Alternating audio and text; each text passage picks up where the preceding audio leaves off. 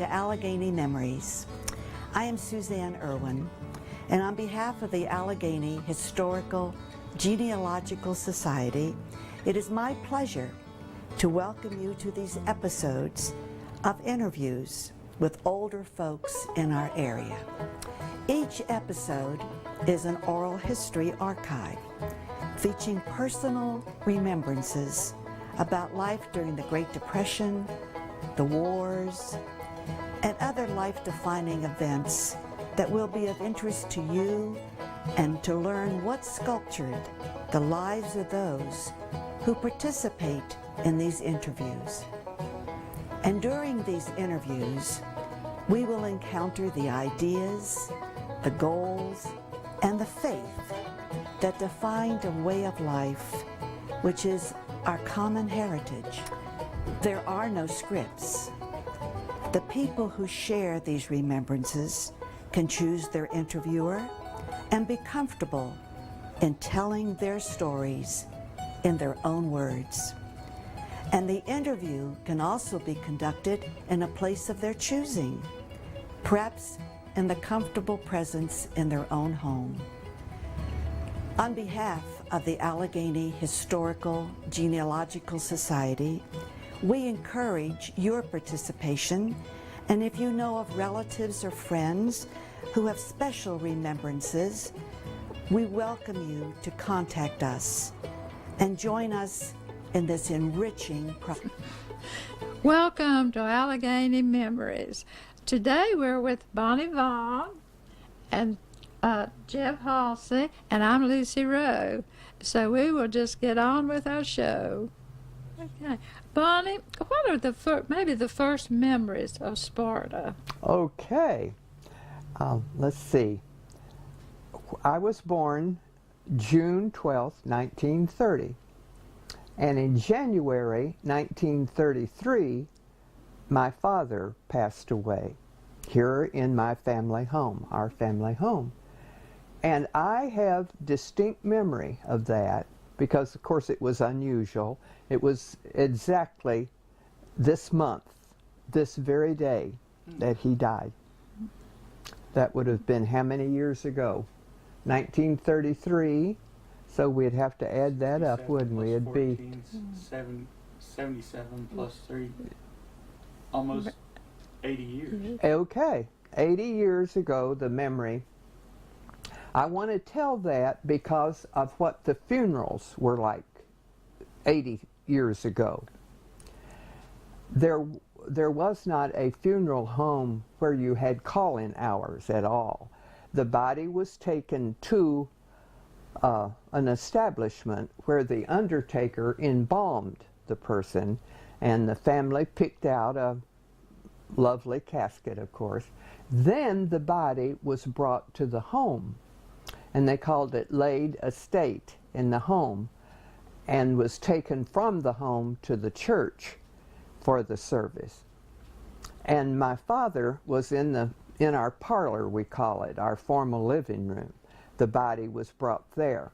And of course this was the dead of winter, January 31st. The house was just full of people. And I can remember walking around. Here I am, a little toddler, like 2.5. I'm walking around, and people would pick me up and show me my father. And it was just so unusual. So I thought I would share about a funeral in those days, that it's nothing like it is today. But I understand in some areas it's still done that way, and especially in foreign countries. I've talked to friends, new friends like Ophelia, that has Ophelia's on Maine. You know, she's a native of Peru, and she says it's still that way in Peru today, that the body is brought to the home instead of a funeral home. And I think that's just a toddler, and you can remember. I remember all the way back to being 2.5 years old. I was, and then I think I'd like to tell about how the Sparta school campus was, because you see, in just 3 more years I go to school. 1936 is my first grade, and in fact I started the first grade with your brother George Bryan, and went all through school with George Bryan. But the campus, at the time I went there, there's not one building left. It's completely and I think that's commendable to our school system. They've been very progressive. But when I started the first grade in 1936, it was just the first 3 grades were in a little white frame wooden building. And we had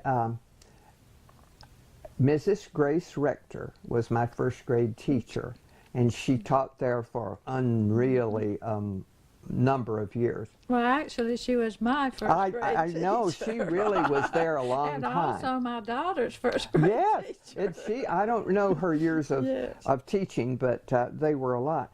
But something interesting, at Christmas time, when we went back after our Christmas vacation, we went to another building because the new high school had been completed, and the building, the main building on campus then, was a big brick building that sat just about where the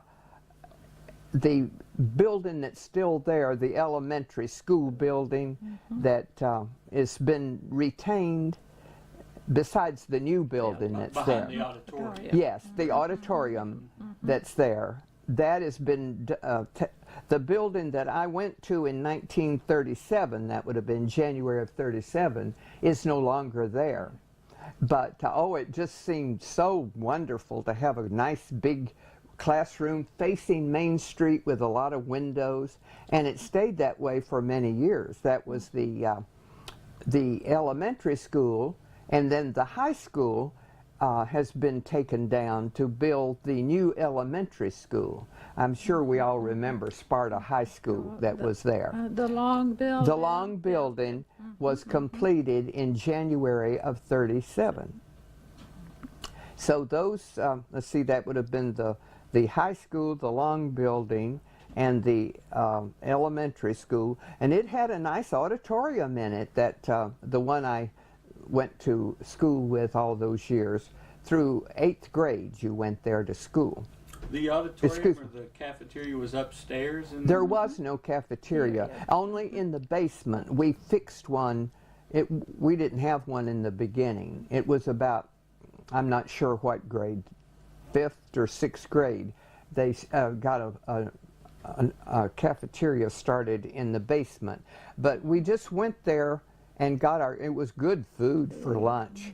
And I think we took it back to our rooms and ate in our rooms. I don't remember sitting, I don't think we sat there, but we went and got that good food, I remember. I thought it was great.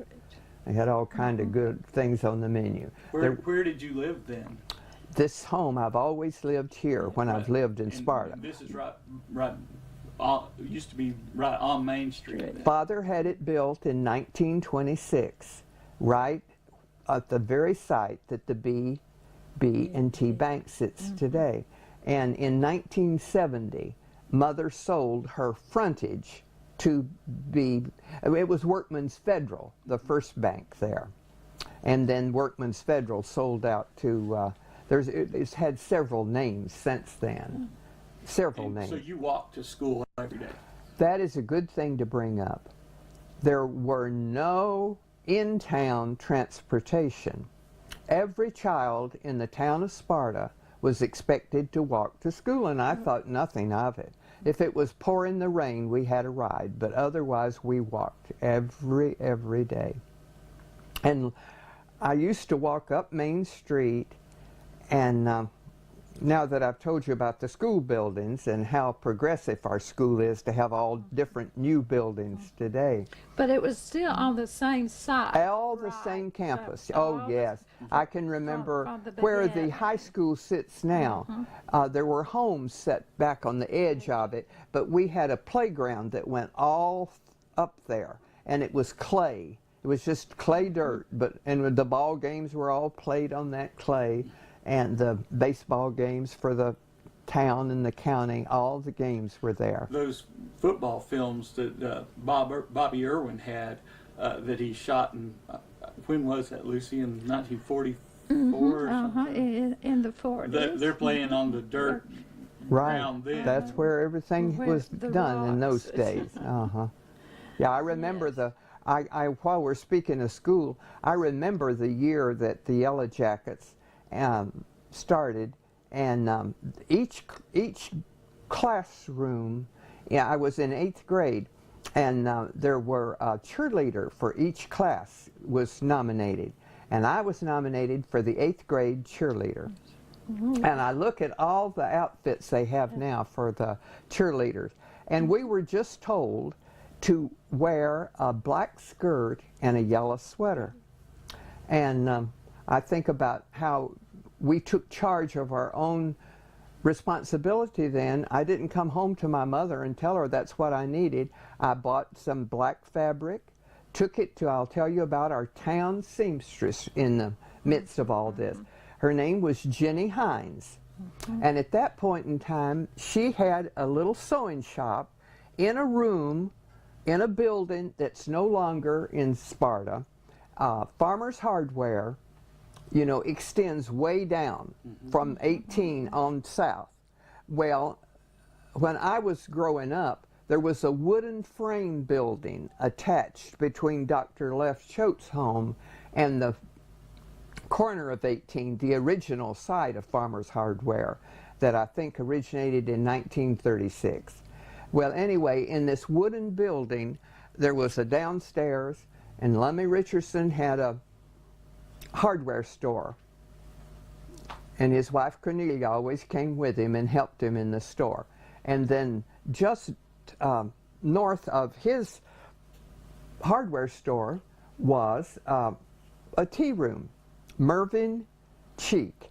And she moved to Colorado because of health issues to live out there. And the tea room finally went away, and the building went away. But CJ Hardware used to be there in that building after Lummy gave it up.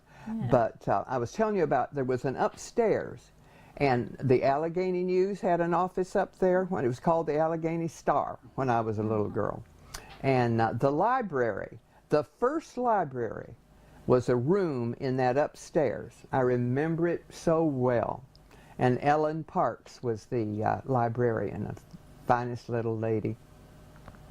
But Jenny had this sewing shop, and she was so unique. You never needed to take a pattern to Jenny. You just took a picture of what you wanted, and she sketched it. She sketched the picture, measured you, and made that skirt, dress, coat, anything you took her, she made it, and she made it well. She was excellent. But she made me a little black skirt to wear, and I already had a yellow sweater. But listen to what else I did. I took one of Mother's old black felt hats that she let me have, and I cut a big block letter S out of it and put it on the front of my sweater. I just thought all this up myself, and so that was my cheerleading. So you made your own letter. I made my own. Think of that, and how different it is today. I just provided and had it ready, and I can remember some of our cheers. I'll tell you one of them: strawberry shortcake, huckleberry pie. Now wait a minute, how else did it go? VICTORY. Are we in it? Yes, I guess. Come on, Sparta. Yes, yes, yes. Now those corny little cheers were what we'd say.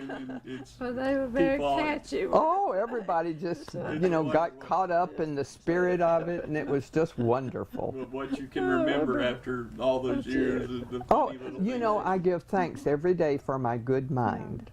In your 80s, you begin to worn out mechanism, I say, but my memory, I can just picture all these things I'm telling you. But you're such an exercise nut. You walk You're all right. the time. Yes, I do. And I did aerobics for years and Do years. you think that that's helped I know it is. I still walk 2 miles every day.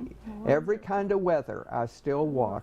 And I test it and see if it's slick. And I've never fallen on the ice, never. I know. Well, what did Main Street look like? The Oh, I'd love to houses? tell you about Main Yes, Street. I'd love to tell The you. houses. And Yes, the stores. homes and even Main Street, US 21, how very different it was when I was a child. It was just 2 lanes, and then after the 2 lanes, there was a room where you could pull up and park parallel right along Main Street in front of our home, which sat right where the bank did. People visiting could park right there off of 21 on this. There was plenty of room to park. Then you stepped onto, we called it a devil strip. That was the name that I was taught as a little girl. But it was a grassy area from the parking to the sidewalk.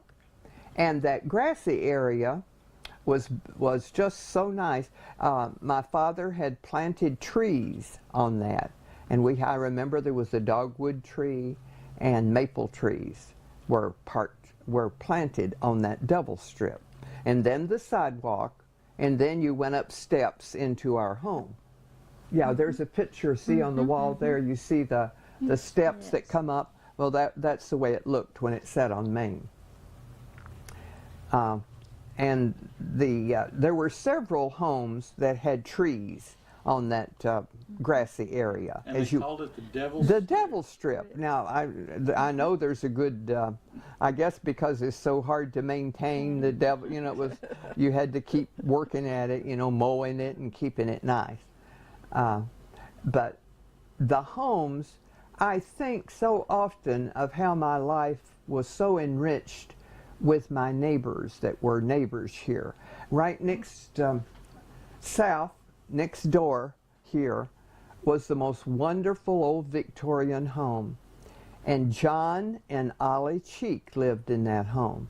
And John Cheek was a great educator. He had taught at the University of Virginia, and he moved here and was our superintendent of schools. John Morgan Cheek was his name. And his wife, Ollie, was our town artist. I have paintings that she used to give me for Christmas, and oh, it'd be so exciting to open a package and it'd be a pretty painting that she had done. And I remember their home so well. You entered it, there was a lovely porch and banisters and a swing, and she would sit out on that swing, and she was rather a delicate lady, and she was getting a little older then, and I'd go sit with her and ask her what I could do for her as a little girl. And she gave me little errands. I'd decorate her Christmas tree, go buy, I can remember buying her 3 pounds of Maxwell House coffee, 3 pounds in a tin for 75 cents. And there was a little change left over, a little. 75 cents. I can remember her sending me for coffee sometime. But I would say, "How are you, Mrs. Cheek?" And she would say, "Oh, I'm just so nauseated today."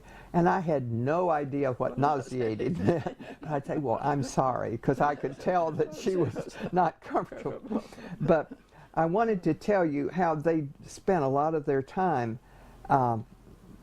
from their front bed, when you entered their home into a central hall. On this side was their bedroom, and on this side was their parlor.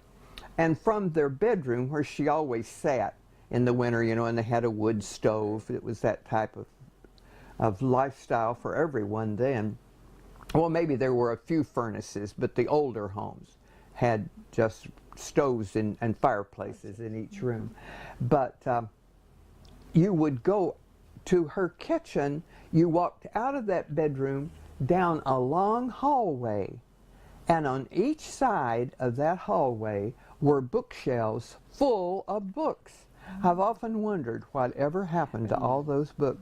And she would tell me that they read those books to each other, and they read Shakespeare, and you know, they were very, very upbeat for me to listen to all the things she did. I loved to hear, you know, about what all was going on at their house, you know. And they entertained themselves that way. Okay, now we've gone north from our house on Main Street to her home. the Cheek home. And then next door was our tourist home, which were very popular in those days because there were no hotels or inns in Sparta. And she had people stop, even in the winter a lot, going to Florida. See, this was the main highway to Florida, US 21. Florida highway. And they would, she had a neon sign that said tourist on it. But she had lettering on the sign also, and one of the things I've always chuckled about later was Beauty Rest Mattresses. She had that on her sign to entice people. And How many rooms? oh, she had about 4 bedrooms at least that she rented out. That home was destroyed by fire, and then she had she started with those little cottages like, and her home, one of those apartments were her home. It's just where she lived, right on Main Street. She wanted to live there. And it was paneled, I know, not the beaded ceiling, but other paneling. And it was it's still rented out, the same apartment that she lived in. There. Alice Reeves. She was a great Baptist. I can still see her walking down the sidewalk to the Baptist church. That was another lifestyle then. Everyone walked all over town. All my neighbors walked uptown. They didn't get in their cars to go. They walked. Well, anyway, then the tourist home, and then it's wonderful that the next 2 homes are still there. Clinton Halsey's home, you know, is newer. It was built in the same era that this home was built in 1926. His wasn't built quite that soon. But anyway, and his children still use it for a part-time home and come back, you would know that. And then next door, the funeral home was there for years, the Jewish Sturtevant, and Guy Woodruff was the, I believe, that's who lived there first, as far as that was the Woodruff home originally. And so it's been preserved, thank goodness. And then next door, where the drugstore sits now, was Dr. Birchot's home and his wife Janie. And Janie also had a tourist home, see, and hers was very popular also. And she had plenty of guests. I know people would come to the mountains and stay several days, a week or 2, and then. Now, would she feed them? Would they have meals there? I think Janie did, but Mrs. Alice never did. I know she used to beg Mother. She said, "Mrs. McMillan, why don't you fix meals for my overnighters?" Mother said, "I wouldn't want to get involved in that. I'd never know how many were going to come, if any." And she said, "I think that would be more time consuming than it would be worthwhile for me," because she had plenty of other things to do. In the summer, you know, canning, and in the winter she had a widow, you know, she always had things, and she just didn't think it'd be that profitable, you know. They just had to make do, and there wasn't a restaurant here too often that opened at that time. But folks would be traveling from See, the lakes down to the lakes to Florida. And take 2 or 3 days. Oh, and it stop. did. Oh, definitely. It took that long. But I mean, they would stop here. Yes, that would be. take a couple of days I to met rest. people when Robert and I were married. He lived in Akron, Ohio, and of course I went there as a new bride. And I met many people in Akron that remembered distinctly spending the night in Sparta. Wow. That would have been their first day out, see, to drive to Sparta. And they'd spend the night here. And they remembered staying in tourist homes right on Main Street. It was very common, people that was a common thing in those days. And then Dr. Bert and Janie lived next to the funeral home, or the law office now of Donna Shoemate. And then next to that was Dr. Choate's home in Myrtle. Now, it was there until a very few years ago. Do you remember it, Jeff? I know Lucy would. Oh, yes, yes. The entrance to it is still there. If you look at the parking lot at, that was the way to go into the home. So and the doctors lived next door to each They other. were brothers and had homes next to each other. Dr. Left's was an older home, and Dr. Bert's had the same architecture exactly as the Finney home does up on 93. You know that big home that sits back off where Sue lives, and Yes. now her in-laws. That home was built to the very plans. And she gave piano lessons, Miss Myrtle. Yes, Miss Myrtle gave piano lessons, and it was interesting that very next down at Dr. Burt's home, his oldest daughter, Annie Marie, was home a lot. Her husband was in the military, and she gave me piano lessons when I was a little girl. Annie Marie did, and it was a great memory. And then, of course, we're to the courthouse now. I've brought you up Main Street, north up Main Street. I brought you north up South Main Street. That's kind of confusing, but that's what it was. And oh, such good memories of the home. And another neighbor, that was two neighbors that are across the street when I was growing up. The Presbyterian manse, that's the name, you know, for the minister's home in the Presbyterian faith, Reverend Robert Berry and his wife Dovey lived in the old manse. It's been taken down, and a brick one was built in the 1960s, the one that's there now. Was it in the same place? Very same spot, very same. Now the Baptist church moved. Yeah, I can tell you, I remember the night the Baptist church moved. Okay. But I was telling you about such nice neighbors across the street, and we were so welcome at all those homes, and we called him Preacher Barry. He loved to play cards and Monopoly, and he always liked us to get together and play, but never on Sunday. But he'd play any other day or night of the week that he had time, and that we had time. We'd all get together at this house or their house and play cards, different kind of cards, and Monopoly. Oh, such good time. And then the Presbyterian Church, in 1936, the new brick church was built. And I remember it so vividly being built. And the old church, I can't remember it that well, but it was a beautiful old wooden edifice. We've got one photo that Carolyn Sprinkle brought. Right. I know old that church. picture. But we don't have any other photos of it, or even the old Baptist church. No. I don't. Did the Baptist church burn? Was that? When It burned. It burned in the dead of winter like this. When I was about in, I was past first grade, second or third grade I would have been in when that burned. It burned at night, and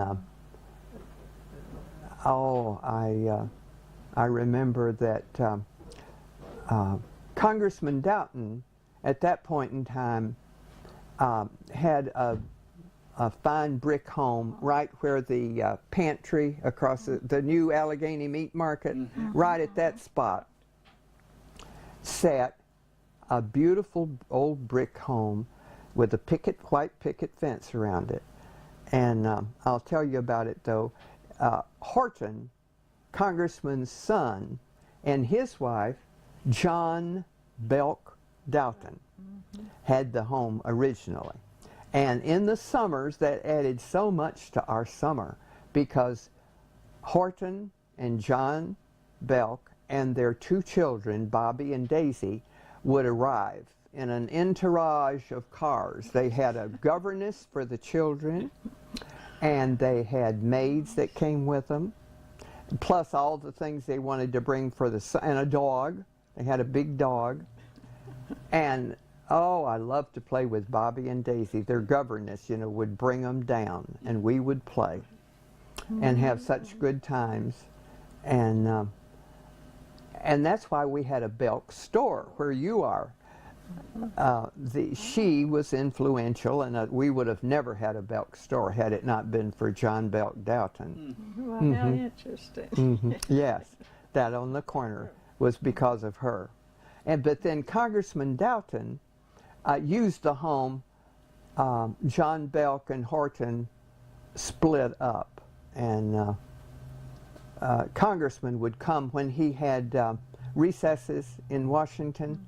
He would stay in that home, And he had a housekeeper named Jenny Duncan, local. And she would always be there with him when he came. And I remember she came down the street with these tears coming down her cheeks. She says, "Our church is burning."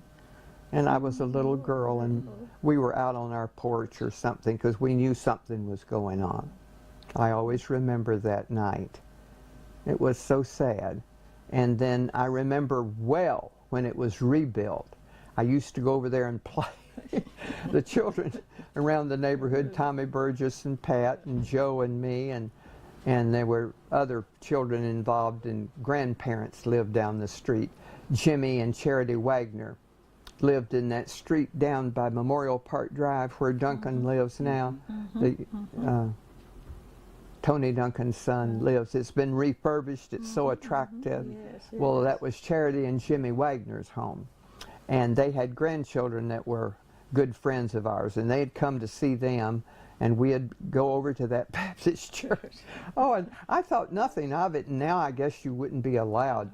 But we'd take their, what do you call those horses, those wooden, we'd take them and put boards on them and seesaw on them, you know, on the weekends when they weren't there, and do things. And we didn't think it as being, you know, we weren't sneaking, we just walked in and did it. We didn't think there was a thing wrong with that then.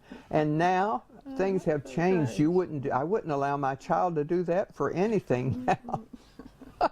It was such a free, loving neighborhood. It really was. Wonderful, wonderful. The children were accepted anywhere, and we didn't do any damage. We just went in there and played.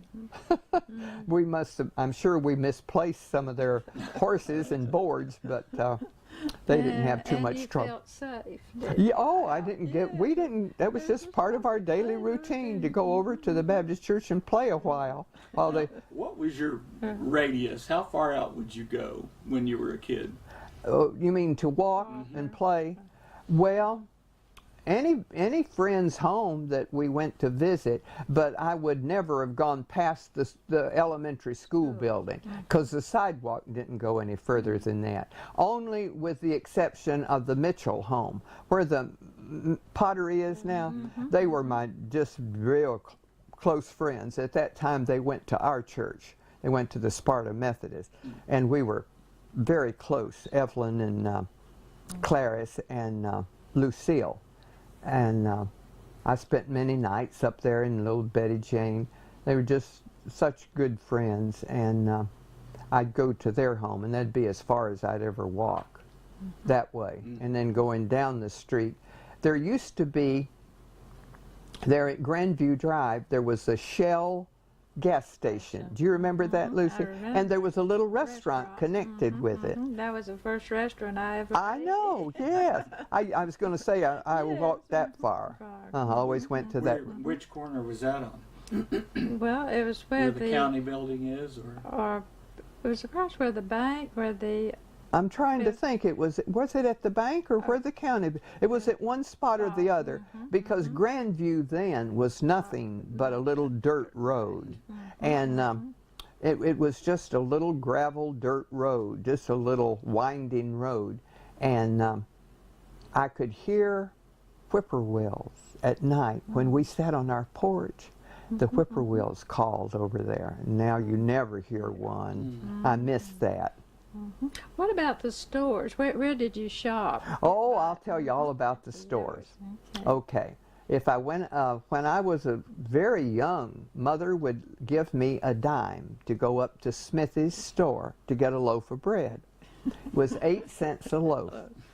And I always got to keep the 2 pennies.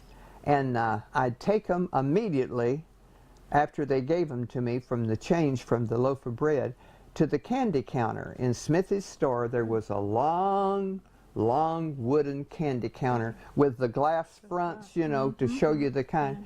And I always bought the peanuts, the marshmallow peanut candy, you know, the orange peanut.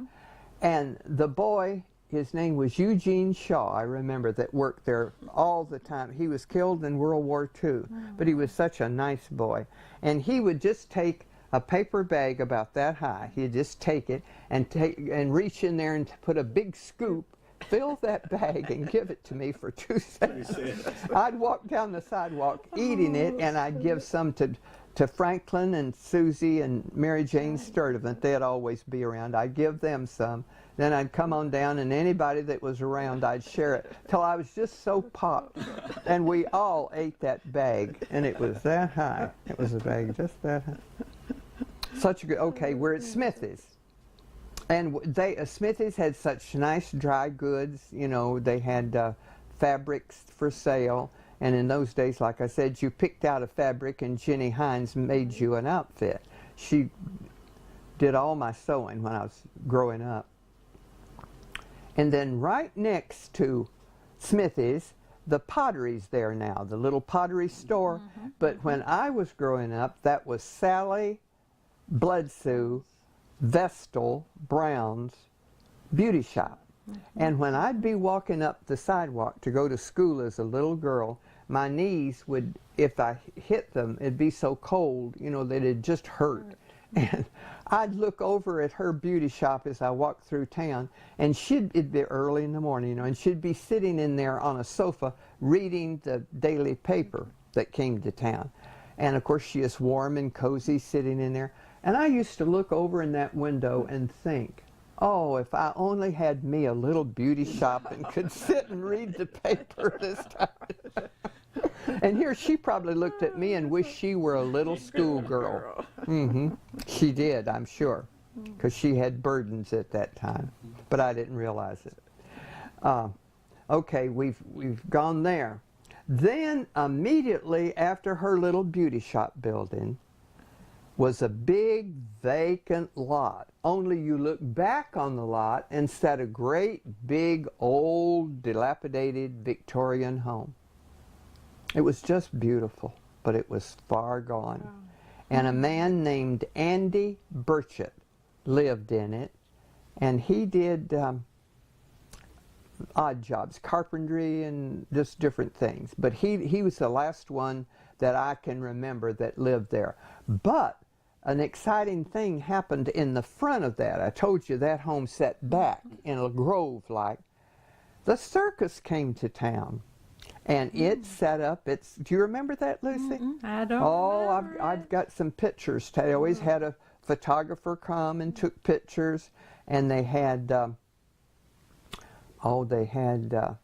merry-go-round and Ferris wheel.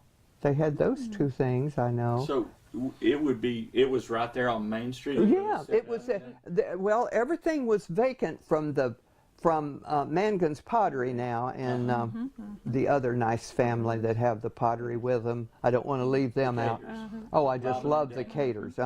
Well, the Cater Mangan Pottery. Then from there up to the bank, the Northwestern Bank at the very corner was this big vacant. It had been. It wasn't vacant. The home was just built back like that off of the street and had a nice big grovey lawn in the front. And do you remember the circus? Did you go to the circus? Oh, well, I'd go have my picture taken, but Mother didn't really like me to be there because there was a little sideshow, and the boys all went to that. And I'd hear little bits and pieces about what all was there. And the southern slang word morphodite, that would always come up. That was a southern slang word. Oh yeah, kind of racy, but Mother didn't want me up there, you know. She didn't think that was a place. But I did get to go in the afternoon and get my picture taken, because that didn't happen often. You know, people didn't have cameras that much. And then the vacant lot, and then the bank. And that's the way it was when I was little. So that building where the bank is one of the oldest? It is one of the oldest. It is. It was there from the time I'm not sure what year the Northwestern Bank was formed, but I'm sure that it was. I can remember going there all the time for my mother, and then later on I went for myself. I had my own checking savings account at the Northwestern. Was there a post office? Did you? Oh, I can tell you where all the post offices were. There were many post offices because now right at that point when I was real little, I can't, there was a building put up on the vacant lot later that the post office was in. But that was on Main Street. Right on, you know, that lot that beside of the, one of those, there was a post office in there, but I think it was torn down and these newer buildings are there. But there was a post office there, Box 51 we had, and it was there when I was quite young, so there had been some building. But then that circus always came there. But there was a post office in that area, the first one, and then it was torn down. And at the time I was married in 1951, there was a post office on 18 down, the building's torn down now. It was a little wooden building, and the post office was on the ground floor, and there were apartments upstairs. And that was in 51, I remember distinctly. That's where we got our mail for a long time. And then it moved up to the building that's now a shop, where the Reed Insurance building was for years. That was the original, that was originally the post office building. And it was there till the new one was built, where it is on Grayson Street now. But those were the post offices. Yes, it was right on Main Street. Right there. I can picture it well. On up the street. Yes, as you cross the street then was the wonderful Belk's department store. And we had 3 floors. And when I was age 14, I got to work there. Now they'd laugh you out of the store if you went in and asked for a job at 14. But I worked there after school a lot, and on Saturdays and in the summer. Well, they always tell us about the elevator. Yes, that was very clever. Yes, they had the money went through a pipe down to the basement, and there was an upstairs. There were 3 floors of shops there, departments. And when I first started, though, there weren't the 3 floors. There was only one, and that would have been in 1944 that I started there. And each clerk had their own sales book, and they had a number, a clerk number. I was number 5, I remember.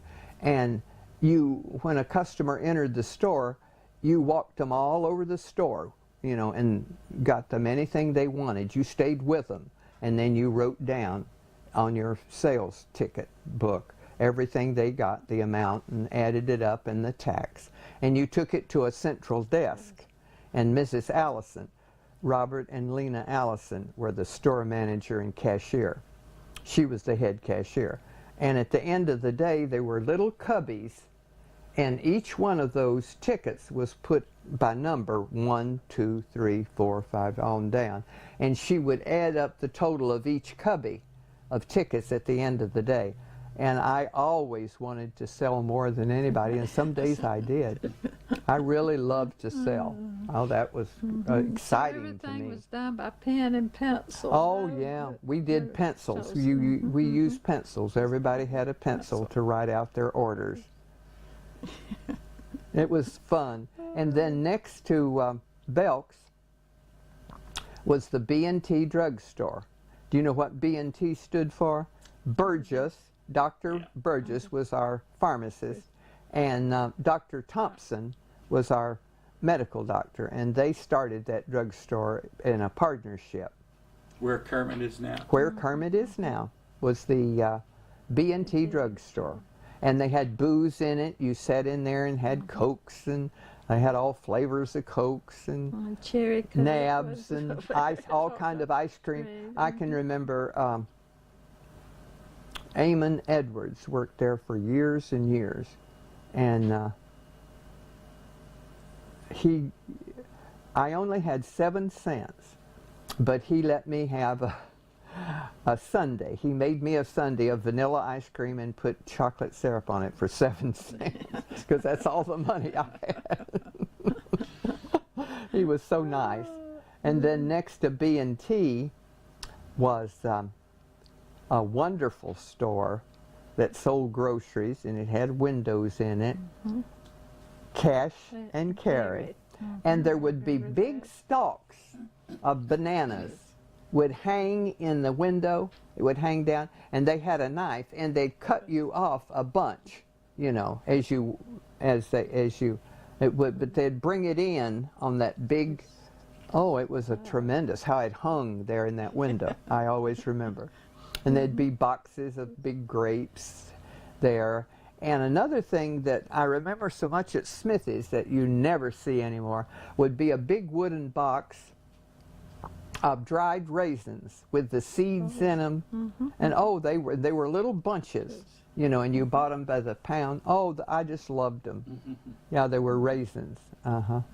And going back to Smithy's, they had such great bologna. And it was on big long, you know, in the long, and they sliced it fresh for you as you bought it. You could buy 10 cents worth. I can remember Mother giving me 3 dimes one time, and I got bologna, and I got eggs, and sugar. You know, I forget how much sugar with those 3 dimes. I can remember having 3 dimes to go to the store, and the bologna was always so superior to anything you'd get now. It tastes so good. Mother would fry it, you know, and oh, we just thought that was delicious. But going on up the street now to catch up, Cash and Carries had everything too in it, in the grocery line. And John Mack Edwards and his wife Pauline ran the store for Graham Myers. He was the owner, or part owner. I think they bought into it. And then John Mack and Pauline left Cash and Carries and went to Independence and had their own store, Cash and Carries, over there at Independence. But it was such a nice store. I loved to go there. And then next door to that was the barber shop. It was there forever. My first memories, and you know, when I was in first and second and third grades, I went there and got my hair cut. The children got their hair cut. Walter Irwin was the barber, and he did all the children's hair, and I don't remember how much it cost, but I remember being in there one day, and this candidate for sheriff came in. And he came up to me and gave me a nickel. And oh, I was just thrilled with that nickel. I'm sure I spent it before I got home, but it was fun to, I remember him well. It was Mr. Glenn Duncan. Of course, he's long dead, but he was running for sheriff. Whenever you were talking about the drugstore, was that just did the kids hang out there like in Yeah, we did, but it was a good pharmacy. Everybody got their prescriptions filled there. That was the only place. You took your prescription from your doctor, just like we do for drugstores now. Well, we've got a photo of Dr. Burgess that Stacy Hawks brought that I think would be wonderful. Good. Well, was there a theater here? There? I was just going to get to that. That's next. The barber shop, and then next to the barber shop is Hardin's store. It was Jay and Georgia Hardin had a store there that was a general store. And Miss May Doughton was their main working force there. And she was such a wonderful, wonderful woman in Sparta, Miss May Doughton. And they sold clothes and groceries in Hardin's store. See, that makes 3 grocery stores right up the street. And on Saturday afternoons, Sparta had no parking place left. Everybody came to town, and they parked not parallel, but they parked straight in. See, it was only 2 lanes then, so there was room on each side to park in like that. And everybody came to town and got a parking place and stayed and watched people. And the Saturday matinee at the movie, the Spartan theater. And I don't think I missed a one hardly. I went to those movies. And it started off with a news, worldwide news came on first. And then came a serial that played from week to week, and I could hardly wait till the next week to see what happened to the Invisible Man. And then there was always a little comedy A cartoon came, and then the movie, the Western movie, Gene Autry, Roy Rogers. Oh, I just loved them, and I got to go. It was a dime to go, and I always managed to have a dime to go to that matinee. I just loved to go, and everybody went. Adults, there would be a lot of adults there at the matinee, and their cars would be there parked. See, it was just fun to go uptown and see all the excitement. You'd run into friends, relatives, and I had a lot of friends that lived out in the county, and I'd get to see them on Saturday afternoons. And after the movie house, things changed all along. At one time, there was a vacant lot there, and went straight down. And Julian and Pearl Reeves had a home that had been his father's home, was set down in there, and at the back of the front street. But it was vacant for a long time. And then there was a little, it was called Cleve Reeves's, and it was a, I never went in there. It was a counter, and they sold beer and things like that. And is that where the bus station ended up? I believe it ended up in that same place. And that was such a popular place. Once the Greyhound station opened, it was a restaurant. The Sparta restaurant was connected with it. There were booths in there, and you ate and bought your tickets. And people, the bus came by. I don't remember how often, but it was Greyhound station. It was very, very, during the war and all, it was very much used. You could get on the bus about 8 o'clock in the morning, go to Winston, Right. and then get on about 5 o'clock in the and come afternoon, home. Yeah, and I've come done home. that. Yeah, yeah, I did that Yes, before I was married and moved away. Yeah, that was yeah. always a nice thing to do. Yeah. Yes. Well, you've seen a lot of change in Sparta. I can't believe the changes. I just can't believe. And see, I'm just on that side of the street. The courthouse side, had another grocery store was on the other side. Plus Lucy's father-in-law's Western Auto store that was so popular. Oh, that was such a popular store. Now, up at the senator's house, when we were in our last bulletin, we put the senator's house, a photograph of it. I missed that. Then I'll get you one. Oh, I'd And love then to we see had it. A photo of the Parks house. It was across the road from Yes, there. it was. And the Sam Brown house. Can you talk about that a little Oh, bit? the Sam Brown house. I've got such great memories of it. It was an old house from my first memory that was so weatherboarded it hadn't been painted, and it just sat there. But Allison, Hattie, and Sam all lived in that home. And my mother and Allison Hattie were good friends. And they were both old maids that lived there. And Alice had terrible arthritis. She was almost in a frozen state. She'd walk like that. It was just sad. Alice, she was the eldest, and they would take walks in the summer. Alice and Hattie would leave that old home up on the knoll. It's where CarQuest is now, but the home set up on a knoll. It wasn't right down on the street. And they would walk down Main Street, and they had a big long flashlight, because see, there weren't many lights in those days on the sidewalk or street. And they would always stop and visit, and we'd come inside and sit in the parlor and visit with Alice and Hattie. And my brother Joe and I just loved them to come, because we liked to hear their conversation with my mother. It was always charming, nice, wonderful things they'd talk about. And we thought it was great.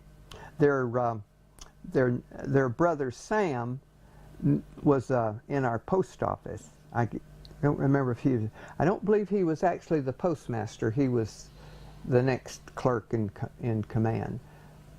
And he married a girl named Mary Margaret Bates. And she came here as part of FDR's program to teach farm women and county women how to use pressure cookers. There was a name for her. She wasn't the extension agent. No.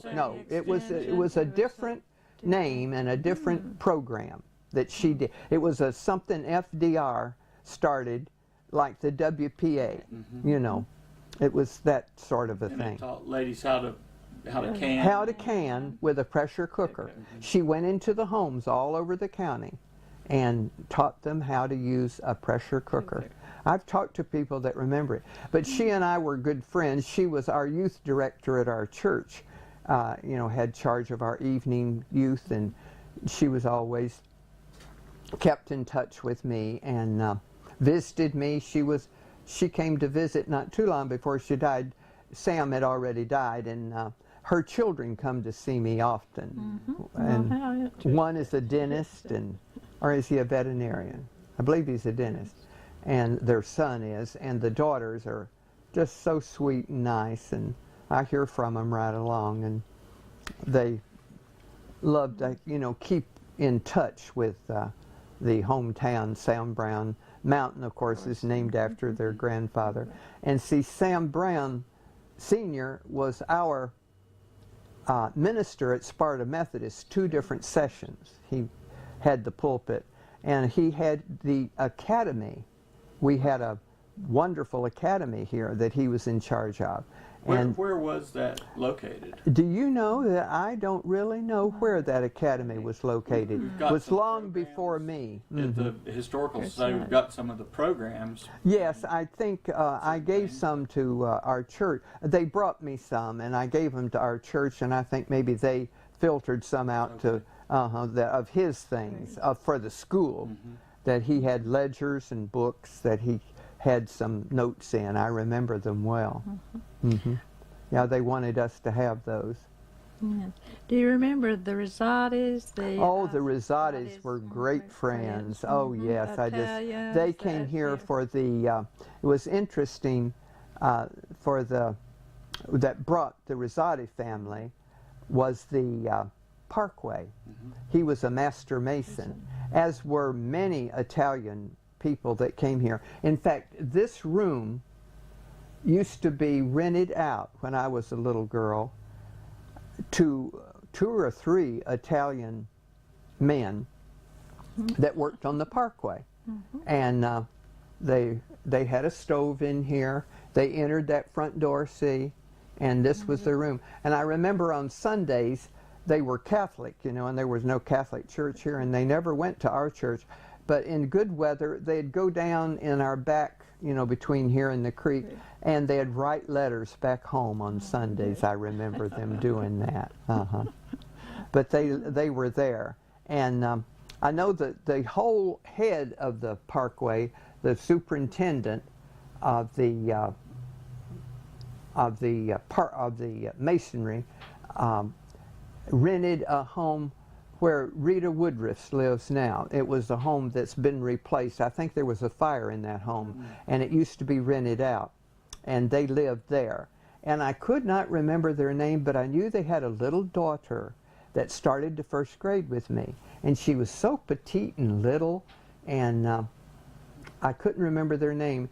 And later on, someone gave me a news article from 1936 that told the honor roll at Sparta School, and for 1st grade it had Bonnie Sue McMillan in it, and it had that little girl's name. I have it somewhere here, and I have it in a scrapbook that I do for my women's club. I put the article in it. Bonnie, we'd love to just sit and talk to you all day because you've got such a great memory. Don't I give thanks for my memory. Well, we appreciate it too. And we're only going to let you go if you'll promise to do this again. I feel like I've been, just done overtime, but I could just go on and on. I told you there would be no end to what I could remember. Great. Uh-huh. But we do need to preserve our oral history. Yes, I think it's that you folks are taking your time to do it. It's what I think so wonderful. So proud of our volunteers. Well, we appreciate it, and I guess we'll plan to come back again soon and talk about other things. Well, your life itself.